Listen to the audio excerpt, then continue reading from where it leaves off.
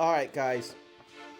Look, before we even get started, before we even get into it, I do not think we're going to win out. I don't think we're going to win out. I hope we're going to win out.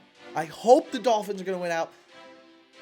We're not going to, though, because it's too inconsistent and Tua isn't good anymore, but the defense is getting better. But it's just not going to happen because, unfortunately, there's teams like the Bengals. It's going to be interesting with the Bengals in that division. They're only 2 games out, and they might go on a run, and that could be like they got to win against us. The Bucks, they got to play the Panthers twice. They might split.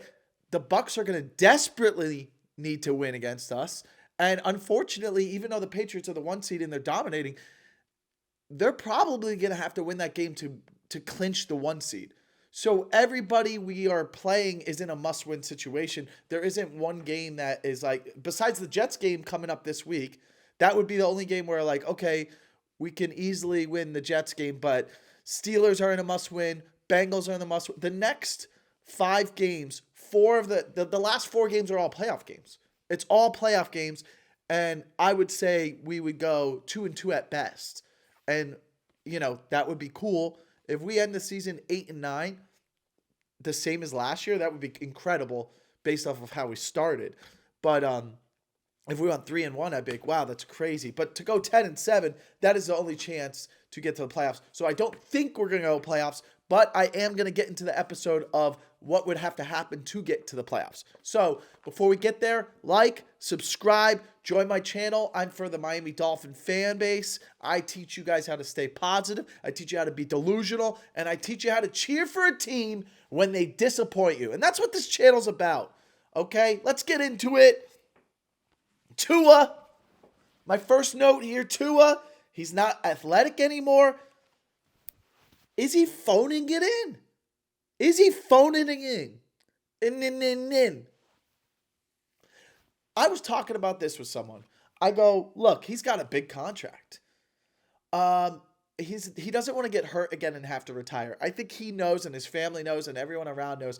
If he got another scary concussion like he did 2 other times where he gets fencing, he's got to call it quits. And I don't know how that works on the contract, but people assume that these guys are all like us as fans, diehard fans, like, we got to win. You got to play hard. Like, he might just be like, let me play the game as safe as possible. I don't care. Oh, cool. This is the play. I'm throwing it up to Waddle in the end zone. Double coverage, easy interception. Like, some of the throws he makes aren't even smart anymore. It's like he doesn't care. It's like he's phoning it in. He's like, all right, this is the play. Cool. What do I have to do to not get hurt? Run for the first down, but slide a little too early. Like, I don't know. I'm not saying he doesn't want to win, but I feel like his competitive greatness isn't there anymore, and he doesn't care if he does lose. He's just like, let me stay healthy and collect my check, and I got to do that for a couple more years, and then walk away from the game. I wouldn't be shocked if after this contract, regardless if he's with the Dolphins next year or we eat the money and release him, or if he's with us one more year and then the following year we eat the money and release him, I wouldn't be surprised if he's just like, what's the point of even being a backup somewhere? Or he chooses to be a backup and do one more big contract, like a smaller contract, and play as a backup somewhere. I don't know. I just would be surprised if that's part of it, but he's totally regressed. And some people bring up the fact of like, hey, you guys forget, even though they're still in their 20s, people's bodies aren't the same. They're not as fast. They're not as quick. They can't recover. Look at Aaron Rodgers. Everyone's saying Aaron Rodgers probably definitely wants this season to be over. I mean, he's got a bloody nose. He's got a broken wrist. He's like, why am I doing this? This is his last season for sure. So I don't know. After Tua got hurt last year and missed the last final 3 games of the season, maybe something happened to his body where he can't run as fast. He can't throw the ball. He's not playing confidently. He's scared. But he had a horrible game. And the defense carried us. The defense carried the Dolphins. And that is something to be excited about because the Dolphins defense is kind of picking up where they were last year. They picked up finally. After the first half of the season, You heard it on other shows. Dan Lebitard was big on saying this is arguably statistically the worst Dolphins defense I've ever seen in years. And it has improved. Okay? It's gotten better, and that is something to be excited about. I think finishing the season strong on defense, uh, regardless of what you guys think is going to happen, I always think it's better to finish the season strong than to tank. I said that if we beat the Bills, then Mike McDaniel saved his job and there could be a winning streak. And now here we are with 3 in a row. Mike is not going to get fired. There was a chance that they would let Anthony Weaver step in and finish the season. There's no point of that anymore.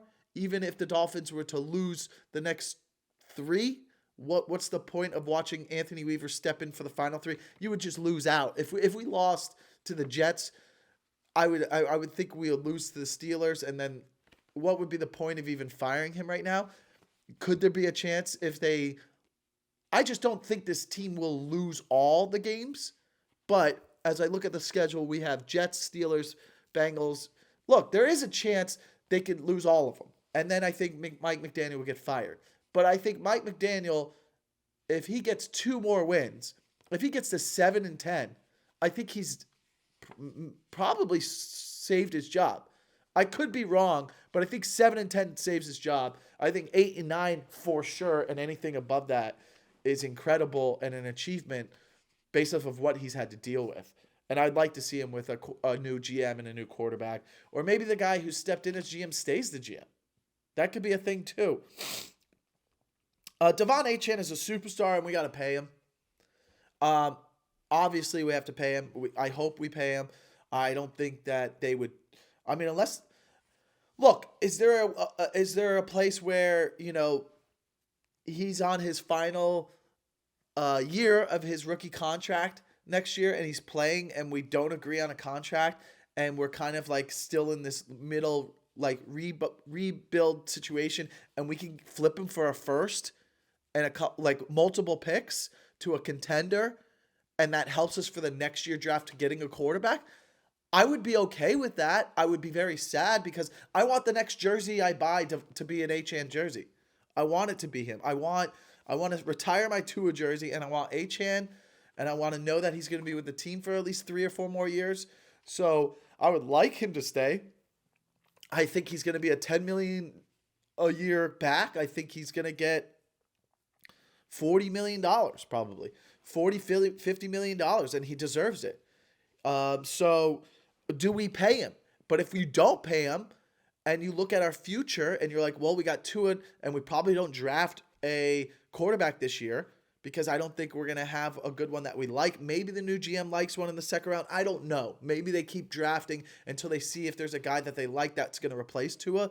But with our first round pick, let's say it's pick 15 to 20, around there, I'm thinking the best cornerback available, or, I think our linebackers, I think Dotson and Jordan Brooks, I like them. Our interior line, Sealers come on a little bit more. You still have our rookie Grant, and then you still have, Chop is coming along. You still have Chubb. Maybe he's older, but we need secondary people. So I would think our first pick in the draft next year would be a secondary guy. As far as the O-line, I think we have a left tackle. I think we have a center. Our left guard is improving. That's a question mark. I saw some videos on how he's getting a little bit better, so maybe he's just a late bloomer. So that's a good thing. Austin Jackson's back. He looked okay, but I don't know how to analyze these guys. Do you? Comment if you do. Do we stick with Austin Jackson? I don't know. Or do we bring in another guy from free agency that's young and that's going to be a stud? But we brought in Daniels and he hasn't played a game. He played 3 snaps. Or do we draft a guy in the second round and keep building depth there? I feel like the passing protection needs to be a little bit better still. But yeah, if you think about it, if next year you're able to flip Achane for a first, you might be able to. If it's mid-season and you're starting off the season, and again it's we're 3-3, and you're not contending. You're not contending, and you're going to be drafting a quarterback the next year. Why would we not try to add more capital? So I don't know. We'll see what happens, but he's for sure, I think, with 5 games left, even if he was to get injured, I mean, I don't think he will, but I think he's a Pro Bowler. I think it's fair to say that he's going to be a Pro Bowler. He's 3rd in the NFL in rushing. He's got a lot of all-purpose yards. I think he's 2nd to McCaffrey. So, look, he's a star, and he's who, I mean, look, you can even see it when Mike's calling the game against the Saints. They're just run the clock out and kick the field goal before halftime. He doesn't even trust Tua anymore. He doesn't trust Tua at all, which is crazy. There's 2 times during that game where in the red zone, that little screen to Achane, you've seen that touchdown before. That's Tua's fault. He misses the throw to Achane. He misses the throw to a tight end for a first down on one of the drives. They could have blown the Saints out, but Tua misses some throws and then throws that first down stupid pass in the end zone. It was like, why did he even do that? And even on that play, you hear the announcer go, oh, he has Achane to check down to, and it would have been like a big pickup for like 20, 30 yards. So he just doesn't make the best decisions. The 4th and 1 play at the end of the game to win the game, you don't pick that up. We should have put them away. That game shouldn't have been as scary as we thought. But the defense, Chop Robinson, coming along. I mean, look, he's not getting 10 sacks, but you would like him to turn into that. But, you know, it is what it is. He didn't have a strong season because Jalen Phillips was there. We aren't getting to the quarterback as much as you like. Chubb is. Chubb is having a good year. Fitzpatrick had a monster game. That's the kind of game where you're like, wow, Fitzpatrick is letting it be known that he's out there. And I expect a huge game from him against the Steelers, which if we beat the Jets, guys, if we beat the Jets and we go into Monday night against the Steelers, you got to bet Fitzpatrick wants to fucking prove something, right? He's going to prove something big. It's going to be a big game for him. And if you're going into that game 6-7, where if we win, we get to 500, what an accomplishment. Starting off 1-6, and you get to 7-7. Guys, that's a big deal. You could say what you want. They love Mike McDaniel. You get to 7-7, he's earned his job. He's earned another year. And that would be the first coach to coach a 5th year for the Miami Dolphins since Don Shula. So, big game against the Jets. And it's not going to be easy. The Jets are coming off a win, which thankfully, so, you know, they got their little fun win. But, like, look, it's not going to be an easy one in New York. But they can win. It's a different team. They lost 2 of their defensive players. Offensively, you know, they've struggled. Defensively, we should give them a problem. I expect us to be favored, and I expect us to win. I do expect us to win. If this team I think this team knows what's ahead of them. I think people think we play it week by week. They say that in press conferences. I think the Dolphins understand that, hey, if we beat this Jets team, it can get a little exciting. It could get a little exciting. The stakes are higher, and I think that's all the players want. They want to be able to play and have hope. And if they beat this Jets team, there's hope. And that's all you can do. You can create delusion for the Dolphin fans. And the Dolphin fans will show up. Let's skip ahead. Dolphins beat the Jets, go to Monday night. Let's say they hypothetically beat the Steelers and they're 7-7. That Bengals game, which is supposed to be a Sunday night football game, that's not getting flexed. That's staying. That will be potentially a 7-7 Miami Dolphins team versus a 6-8 Bengals game. Bengals with like a 3-game win streak where like that's a playoff atmosphere. I think that's sold out and that's a fun game. And that's a fun game for the fans. And it's like, hey guys, you know what? We're sorry for the year, but here we are. Here's a little mini playoff game. That will be exciting. Rasul Douglas's interception. Fitzpatrick monster game. That was cool. But again, we let the Saints hang around. That was annoying. Also, we didn't see it a lot, but I think we will in the coming weeks. Darren Waller is back. Darren Waller is back. Right here, baby. Top play. Gotta put this shit on Sports Center. We gon' stick a fork in them, get it done. We not Darren Waller, baby. Go to war. Niggas jumping off the porch, try and get him one. The block crazy, make me wanna get the... He's back. Okay? So, I think that's a huge weapon. Darren Waller, Jalen Waddle, Devon Achane, You got yourself an offense. Tua, can you play a little football? Just play a little football. That's all we want. Don't be bad. Don't be bad. Against the Jets, let's run the ball 40 times. Against the Steelers, let's run the ball 55 times. Let's just run the ball a lot. Make it easy for Tua. Let's stop throwing the ball down the field because clearly Tua doesn't know what the hell he's doing. He doesn't know what he's doing. Road to the playoffs, here it is. Here it is. I want you to know what you need to cheer for right now, okay? This week, these things have to really happen for the delusion to really be possible, okay? All right, the number one rule, Dolphins have to win out. There's no, what if they lose? Can they still, there's none of that, okay? They have to go 10-7, okay? There's two teams we don't want to get tied with. Colts, Chargers, big ones. We need the Colts to win the division. I know the Colts are falling back now and Houston's getting better. We can't have that, okay? Houston's a scary one too. We need Houston, which we think is going to lose to the Chiefs this week, which is big, which sucks because we need both of them to lose. Looking at the Chiefs' schedule, the Chiefs could win out, and I think they will. I think the Chiefs win out and go 11-6, which is very scary. Unless the Broncos could beat them, which is great. We'll take a Broncos win over the Chiefs. That's great. That helps us. But I don't think we would get the tiebreaker over the Chiefs anyways because some of their losses, I think they have more NFC losses, and their conference record would be better. But I think the Chiefs win out, so unfortunately, they'll be ahead of us at 11-6, but they're going to beat Houston this week. I believe that. Now, if Houston beats the Chiefs, that's not good because Houston only has 5 losses. The Chiefs have 6.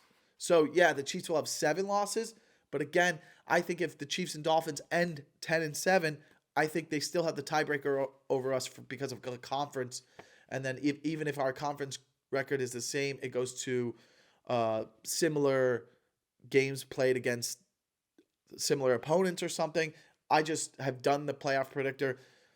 Chiefs and Dolphins finishing with the same record, we don't have the tiebreaker over. We do have the tiebreaker over the Bills. If we both finish 10-7, we're getting in. Okay? So, rooting for the Bills to get to 7 losses, that's a fun thing to do. They have 4. Can they lose 3 more? Maybe. Maybe. They play the Bengals this week. They play the Patriots still. So, there's still scenarios where they could lose 7 games. It's highly unlikely, but there is a chance we could get the Bills to 7 losses. So, another thing to cheer for, Bills getting to 7 losses, not Chiefs, all right? But the first one on the board, Colts versus Jags. Jags have to get 8. If the Jags finish 10-7, they beat us because if the Jags finish 10-7, there is a chance because we didn't play them. We just can't have the Colts not winning the division and being a wild card team because they beat us at the beginning of the year. So Colts beating the Jags puts the Jags at 5 losses. Okay? That helps. And then puts the Colts in first place again. Chiefs beating Houston puts Houston at 6 losses and Chiefs at 6 losses. All right? Bengals over the Bills puts the Bills at 5 losses. Eagles over the Chargers puts the Chargers at 5 losses. So you want Eagles, Bengals, Chiefs, Colts to win. That's my parlay bet. I'll bet all 4 of those teams to win. They probably won't, and that will be sad. But still, if those 4 things happen, a realistic world to the playoffs, a realistic road to the playoffs can maybe happen. But it has to start with those 4 things. If those things don't happen, then it gets even crazier and more unlikely that the Dolphins make the playoffs. Chargers, obviously, I don't know if Herbert is playing, but Eagles are going to beat the Chargers regardless. So Chargers have the tiebreaker over us. We can't have them go 10-7. I do see a road where they do go 9-8. They got a tough schedule ending the year. But outside of that, Colts over Jags, that helps. Jags have an easy schedule. So do we get them to 10-7? I don't know. When I finished out the playoff predictor on ESPN, it was so interesting that if we did win out, there's so many specific things that would happen. Like, it would be like the Colts and Houston play the last game of the season. Like, Colts have to beat them. And then also the Chargers have to lose their game for us to get in. Like the Dolphins are not going to be like a win, you're in. It's not going to be like that. It's already impossible. The Dolphins have lost all hope of controlling their own destiny. The Dolphins will be a win and you're in, but also these two teams have to beat their opponents. And it's not unlikely because the two teams that we will need to lose playing off of all of this is like games where we don't know who's going to win that. And I think everyone in the AFC is going to be in a must-win situation the last week of the season. Nobody's going to be resting their players because Broncos and Patriots are both going to be playing for the bye. None of them are going to be in a situation where it's clinched already. And the South is going to be determined by the last game of the season too, between the three teams. All three of those teams could be fighting for the win. And then I also think the North as well with the Ravens, Steelers, and possibly the Bengals, but Bengals will be eliminated if we were to win. So hypothetically, that division is still up. And then the West is just, the Broncos will have clinched it, but then you will have the Chiefs and Chargers fighting for a playoff spot. So it's going to be very interesting, but I think it starts off with this week, Colts over Jags, Bengals over Bills, Chiefs over Houston, Eagles over Chargers. We need all of that to happen to have any hope of getting to the playoffs. If that doesn't happen, it doesn't mean that we're not going to make the playoffs. It just means we need more hope along the way. And it pretty much, if the Jags beat the Colts, they're in. And the Colts are in too. So it's like that eliminates pretty much a lot of the wild card spots. Let's say Jags beat the Colts and Chiefs beat Houston. Now you're talking about there's only one spot left and you would have to hope the Bills lost 7 games and the Chargers lost 8. It's highly unlikely. It starts with this week. This is a huge week. This is a huge week and it's exciting because, look, 4 huge games that could determine the outcome. You might look back and be like, wow, if they didn't lose those games, we wouldn't even be in this chance. We wouldn't have this chance to make the playoffs. It sucks that Chargers game is going to haunt us. It's going to haunt us. Imagine if we beat that Chargers game. Right now we're 6-6. We're 6-6 and we're probably like the 8th seed right now. We're tied with the Chiefs. That Chargers game will haunt us all year. How many times, Miami Dolphin fans, have you been sitting there at the end of the year and gone, if we just won that game, this whole season would be different? And you could argue that with the Patriots game. It wouldn't really make a difference for us. We would still be in the same situation, but we'd be 6-6. So it's actually not that big of a deal because the Patriots would still win the division and we'd be fighting for a wild card spot, but we wouldn't have the tiebreaker over the Colts or Chargers, so it wouldn't help that much. We would just be 6-6, right? And we'd still have to win out, but we would control our own destiny by winning out. We wouldn't need people to lose. That would be the only difference. But if we had beaten the Chargers right now would be 7-5, right? They would be 7-5. We'd be 6-6, and we have the tiebreaker over them, and know that they are going to lose this week to the Eagles, and we'd be tied with them going into, and we would be tied going in with 5 games left, 4 games left.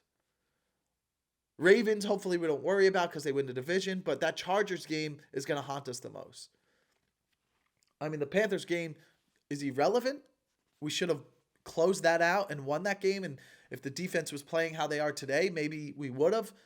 It would have just been another win, but it doesn't help the situation. It's the Chargers game that is honestly going to just really haunt us. Because we had that one in the bag. And Tua played well, and it was the defense that didn't show up. And if Jalen Phillips gets a sack there, he's still a Miami Dolphin.